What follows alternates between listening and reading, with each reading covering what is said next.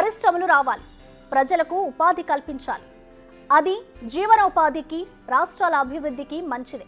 కానీ ఉపాధి కల్పిస్తున్నాం కదా అని నిర్లక్ష్యం వద్దు. అది కార్మికుల ప్రాణాలకే ప్రమాదం.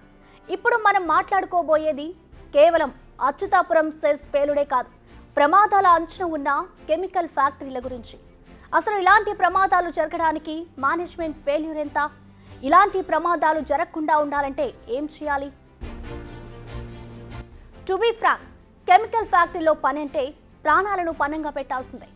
ఇది మేం చెప్తున్న మాట కాదు, వరుస ప్రమాదాలను చూసి సగటు మనిషిలో వచ్చిన భయం.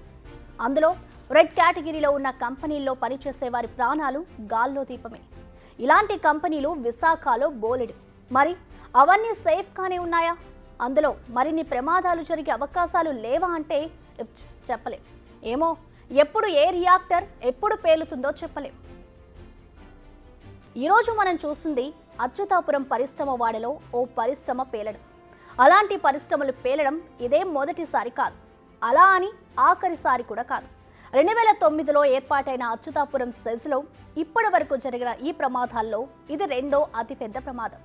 1997లో ఓసారి హెచ్పిసిలో రీఫైనర్ పేలి 22 మంది చనిపోయారు. ఆ తర్వాత ఎల్జీ పాలిమర్స్ గ్యాస్ లీకేజ్ ఘటనలో 15 మంది మృతి చెందారు. ఇది కేవలం విశాఖ ప్రాంతం వరకే. రాష్ట్ర వ్యాప్తంగా చెప్పుకోవాలంటే కేవలం గత 5 ఏళ్లలోనే వందల సంఖ్యలో ప్రమాదాలు జరిగాయి. కార్మికులు ప్రాణాలు గాల్లో కలిశాయి, కుటుంబాలు చిన్నాభిన్నమయ్యాయి. దీనికి కారకులు ఎవరంటే కంపెనీలు, ప్రభుత్వాల వైపే వేలెత్తి చూపుతున్నారు కార్మికులు. ఓసారి అక్కడున్న పరిశ్రమల గురించి డీటెయిల్గా మాట్లాడుకుందాం. నిజానికి అచ్యుతాపురంలో సెజ్లో 208 పరిశ్రమలు ఉంటే పరవాడ జేఎన్ ఫార్మాసిటీలో సుమారు 90 సంస్థలున్నాయి. ఇక్కడ ఉన్న ఈ పరిశ్రమల్లో 130 వరకు రెడ్ కేటగిరీవే. అంటే ఈ కంపెనీల ద్వారా వచ్చే వ్యర్థాలే స్థానికంగా ఉన్న ప్రజలకు, పర్యావరణానికి ప్రమాదం. ఇంకా ఫ్యాక్టరీ లోపల పనిచేసే వారి పరిస్థితి ఏంటో అర్థం చేసుకోవచ్చు. సరే, అదంతా పక్కకు పెడితే కంపెనీ యజమానులు కార్మికుల ప్రాణాలతో చెలగాటమాడుతున్నారు అనేది పచ్చి నిజం. గత 5 ఏళ్లలో 119 ప్రమాదాల్లో 120 మంది చనిపోయారంటే వారిలో నిర్లక్ష్యం ఏ రేంజ్లో జరుగుతుందో అర్థం చేసుకోండి. అందుకే సీఎం చంద్రబాబు సైతం సరైన చర్యలు తీసుకోకపోతే ఇలాంటి దుర్ఘటనలే జరుగుతాయన్నారు. అందులో రెడ్ కేటగిరీలో ఉన్న కంపెనీల పట్ల మరింత అప్రమత్తంగా ఉండాలని సూచించారు. సీరియస్ యాక్షన్ తీసుకుంటే తప్ప ఈ ప్రమాదాలు ఆగవన్నారు. అందుకే సేఫ్టీ ఆడిట్ కోసం ఓ కమిటీని కూడా ఏర్పాటు చేసేందుకు ప్రభుత్వం నిర్ణయించింది. ఒక పక్క ఇండస్ట్రీస్ రావాలి, కానీ రెండో పక్కన కూడా సేఫ్టీ కూడా అంతే ప్రాధాన్యత ఇవ్వాలి. ఇక్కడ ఫార్మా కంపెనీలు మీరు చూస్తే సరిగా మేనేజ్ చేయకుండా, కానీ కారణాలు ఏమైనా కావచ్చు, జస్టిఫికేషన్ ఉండొచ్చు, జస్టిఫికేషన్ లేకపోవచ్చు, కానీ ప్రాపర్ ఎస్ఓపి ఫాలో కాలేదనేది క్లారిటీ. ఇది ఇంకా పూర్తిగా ఫుల్ ప్లెడ్జ్లో ఈ సెక్యూరిటీ స్టాండర్డ్స్ కానీ ఇవి కూడా జరగలేదు. ఇప్పుడు ఇంకొక పక్కన చూస్తే లాస్ట్ 5 ఇయర్స్లో 119 ఇన్సిడెంట్ జరిగాయి. అందులో 120 మంది చనిపోయారు. ఇక్కడ పాయిజనస్ కెమికల్ కాదు, కానీ ఎక్స్ప్లోజివ్ కెమికల్. నిజానికి ఫార్మా కంపెనీల నిర్వహణ భద్రతతో కూడుకున్న మ్యాటర్.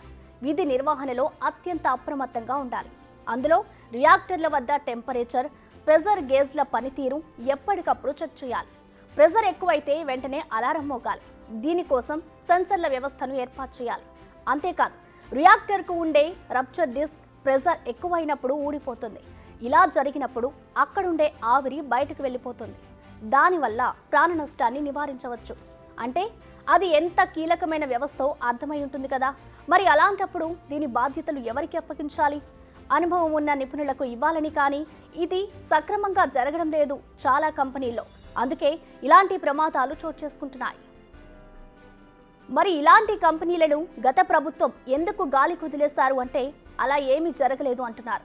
జీవో నెంబర్ 156 ఆధారంగా గత సర్కార్ వివిధ కంపెనీల్లో భద్రతా తనిఖీలు చేయించింది. ఇందులో భాగంగా Essentia pharma company reactor pipe లైన్లు పాతవైపోయాయని అధికారులు కంపెనీ ప్రతినిధులకు తెలిపారు. లీకులు ఉన్నాయని, వాటిని సరిచేయాలని వారికి అప్పట్లోనే నివేదిక అందించారు. భవిష్యత్తులో ప్రమాదాలు జరగకుండా వాటిని మార్చుకోవాలని థర్డ్ పార్టీ ఆడిట్ రిపోర్ట్ ఆధారంగా కొన్ని భద్రతా సూచనలు చేశారు. అయితే ఈ అంశాలను పరిశీలించి అమలు చేసే బాధ్యతను విశాఖకు చెందిన పరిశ్రమల శాఖ డిప్యూటీ ఇన్స్పెక్టర్ నిర్వహించలేదు. నిపుణుల కమిటీ ఇచ్చిన నివేదికను అమలు చేయకపోవడంతోనే ఈ భారీ ప్రమాదం జరిగి 17 మంది కార్మికులు మరణించారు. భద్రతను గాలి కుదిలేసిన అధికారులకు కనీసం ఒక్కసారి కూడా ఎసెన్షియా ఫార్మా కంపెనీని సందర్శించలేదు. భద్రతాపరమైన లోపాలను సరిచేయాలని కంపెనీ ప్రతినిధులకు ఆదేశాలు ఇవ్వలేదంటే ఎంత నిర్లక్ష్యం ప్రదర్శించారో అర్థం చేసుకోవచ్చు. వారి నిర్లక్ష్యం మరో ఎత్తైతే ఫార్మా కంపెనీల యజమానుల మధ్య అభిప్రాయ భేదం మరో ఎత్తు. దానివల్ల కంపెనీలో సేఫ్టీ మెజర్స్ సరిగ్గా పట్టించుకోలేదు. ఏపీ డిప్యూటీ పవన్ కళ్యాణ్ డైరెక్ట్గా ఈ విషయాన్ని ప్రస్తావించారు. ఇదే నిర్లక్ష్యం ఇప్పుడు ఎసెన్షియా ఫార్మాలో ఏజీఎం సంస్థ ఉన్నతాధికారితో సహా 16 మంది మరణించడానికి ప్రధాన కారణమైంది. ప్రత్యేకించి ఈ Essentia advance science private limited ఇది నేను మాట్లాడితే నేను వాళ్ళకి తెలియజేసింది ఏంటంటే ఇద్దరు ఓనర్స్ ఉన్నారు, ఒకళ్ళు హైదరాబాద్లో ఉన్నారు అండ్ ఇప్పుడున్న అతనికి మాకు సంబంధం లేదని చెప్పి ఒక కమ్యూనికేషన్ గ్యాప్ వాళ్ళిద్దరి మధ్య గొడవ ఉంది. దానివల్ల ఆ సేఫ్టీ నార్మ్స్ తీసుకోవడానికి బాధ్యత లేని నాయకులు అంటే లీడర్షిప్ ఉండటం వల్ల ఓనర్షిప్ ఉండటం వల్ల వాళ్ళందరూ ఇలా చేశారు. ఒక ఫ్లోర్ నుంచి ఇంకో ఫ్లోర్కి వెళ్ళే దాంట్లో అయితే ఇంకా నాకు తెలిసి వాళ్ళు అంటాం సెకండ్ ఫ్లోర్ నుంచి గ్రౌండ్ ఫ్లోర్కి వచ్చే సాల్వెంట్ ఫస్ట్ ఫ్లోర్లో కొంచెం లీక్ అయ్యి ఆ కరెంటు బోర్డ్స్ ఉంటే వాటికి అయ్యి వేపర్లాగా ఏర్పడి పేలిపోయింది. దాదాపు ప్రమాదంలోనే ఒక 7-8 మంది చనిపోయారు. చాలా దారుణంగా గుర్తుపట్టలేని పరిస్థితులు అని చెప్పారు. చెప్పాలంటే ఇది కేవలం ఎసెన్షియల్ కంపెనీ విషయంలోనే జరిగిన నిర్లక్ష్యం కాదు. గతంలో విశాఖపట్నంలో సంచలనమైన ఎల్జీ పాలిమర్స్ కంపెనీ దుర్ఘటనలోనూ సేమ్. ఆడిట్ రిపోర్ట్ను పట్టించుకోకపోవడం వల్లే ప్రమాదం జరిగిందని అప్పట్లో సర్కార్ నియమించిన హైపవర్ కమిటీ నివేదించింది. దీనిపై పర్యవేక్షించాల్సిన అధికారిపై అప్పటి ప్రభుత్వం చర్యలు తీసుకోలేదు. తూతూ మంత్రంగా క్రమశిక్షణ చర్యలు తీసుకున్నట్లు ప్రకటించి చేతులు దులుపుకుంది. నాటి ఘటనలో 15 మంది మృత్యువాత పడ్డారు. ఇక నెక్స్ట్ ప్రమాదాల నివారణ విషయానికి వద్దాం. ఇలాంటి ప్రమాదాలకు చెక్ పెట్టలేమా అంటే పెట్టగలం. రెడ్ కేటగిరీలో ఉన్న పరిశ్రమల్లో అణువణువు చెక్ చేయాలి. Chemical godowns, chemical pipe lines, tanks, బాయిలర్లు, రియాక్టర్లు, ఎలక్ట్రిక్ బోర్డ్స్ ఇలాంటి వాటిపై ఖచ్చితంగా ఇన్స్పెక్షన్ చేయాలి. ఇక కార్మికులంతా ఎక్స్పీరియన్స్ ఉన్న కెమిస్టులు, సేఫ్టీ మేనేజర్లు, షిఫ్ట్ ఇన్ఛార్జ్ల పర్యవేక్షణలో వర్క్ చేయాలి. ఎప్పటికప్పుడు ఉద్యోగులకు అవగాహన సదస్సులతో పాటు మాక్ డ్రిల్ను కూడా ఏర్పాటు చేయాలి. సంబంధిత శాఖల అధికారులు కూడా తనిఖీలు నిర్వహించాలి. నెక్స్ట్ బాయిలర్ల దగ్గర వాటర్ లెవెల్తో పాటు టెంపరేచర్ కూడా చెక్ చేయాలి. సరైన సేఫ్టీ మెజర్స్ లేకుండా రియాక్టర్ల లోపల శుభ్రం చేయకూడదు. కెమికల్స్ ఉన్న డ్రమ్ములను దగ్గరగా నిల్వ చేస్తే ప్రమాదం తీవ్రత పెరుగుతుంది. అలాగే రియాక్టర్లలో కెమికల్స్ చార్జ్ చేసినప్పుడు ఏమాత్రం నిర్లక్ష్యంగా ఉండకూడదు. ఎక్స్పైరీ డేట్ దాటిన రియాక్టర్లతో పాటు ఎక్విప్మెంట్ను కూడా ఉపయోగించిన సమస్యలు తప్పవు. సో ఓవరాల్గా ఇటు ప్రభుత్వాలు అటు పరిశ్రమల యజమానులు వీటిపై చాలా జాగ్రత్తగా ఉండాలి. ఏ మాత్రం ఎమరపాటుగా ఉన్నా ఇదిగో ఇలా ఊహకందని విధ్వంసం జరగడం ఖాయం. మరి ఇప్పటికైనా కొత్తగా వచ్చిన ప్రభుత్వం ప్రమాదకరంగా ఉన్న కంపెనీలపై కొరడా చులిపించి కార్మికుల ప్రాణాలకు భద్రతగా ఉంటుందో లేదో చూడాలి.